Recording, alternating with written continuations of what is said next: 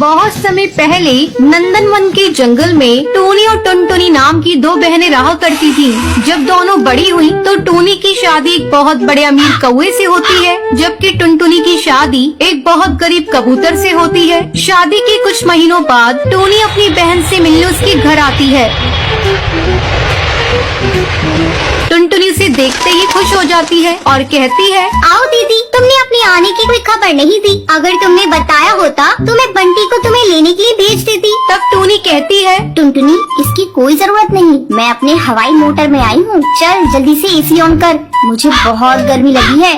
दीदी, मेरे घर में एसी और कूलर नहीं है, मैं तुम्हें पंखे से हवा कर देती हूँ। पता नहीं क्यों आज सुबह से लाइट भी नहीं है। टुनटुनी, तुझे तो पता है मैं कितनी अमीर हूँ, मेरे हर एक कमरे में एसी लगी हुई है, लेकिन तू तो ठहरी गरीब, तेरी इतनी औकात कहाँ जो तू एसी खरीद सके। ये पैसे ले और आज ही एसी अपने घर में लगवा ले। दीदी, आप ये क्या कह रही हैं? हम लोगों को एसी की कोई जरूरत नहीं है। टुनटुनी, मैंने तो सोचा था 4 दिन तेरे यहाँ रहूंगी, लेकिन पर अब लगता है कि मैं यहाँ एक दिन नहीं रुक पाऊंगी। इस गर्मी में तो मेरा दम ही घुट जाएगा। शाम को मैं अपने घर वापस लौट जाऊंगी। जैसी तुम्हारी मर्जी दीदी, चलो खाना तो खा लो। टूनी खाना खाने के लिए जाती है।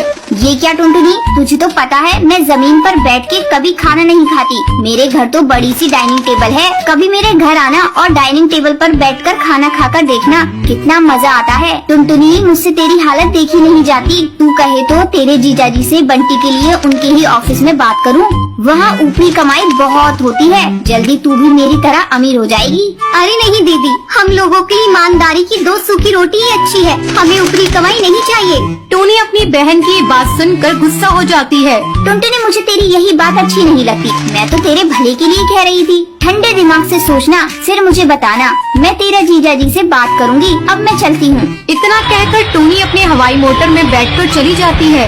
कुछ दिन यूँ ही गुजर जाते हैं। इधर टुनटुनी के पति का प्रमोशन हो जाता है, उसकी आमदनी बढ़ जाती है। अब टुनटुनी को किसी चीज की कमी नहीं थी। कंपनी की तरफ से बंटी को बंगला, हवाई मोटर भी मिल जाता है। टुनटुनी खुशी खुशी अपना जीवन बिताने लगती है। वहीं दूसरी तरफ टूनी का पति कालू एक दिन रिश्वत लेने के जुर्म में गिरफ्तार हो जाता है। उनका बंगला और हवाई मोटर सब जब्त हो जाता है। इस बात का पता जब टुनटुनी को चलता है, वो अपनी बहन से मिलने उसके पास जाती है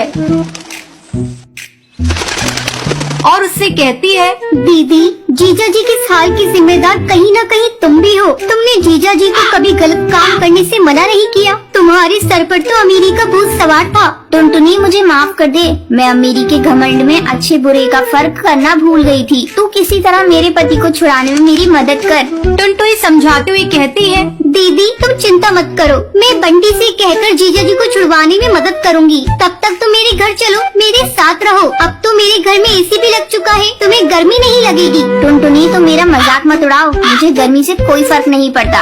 अब से मैं और मेरे पति ईमानदारी का जीवन जिएंगे। टुनटुनी अपनी बहन को लेकर अपने घर आती है।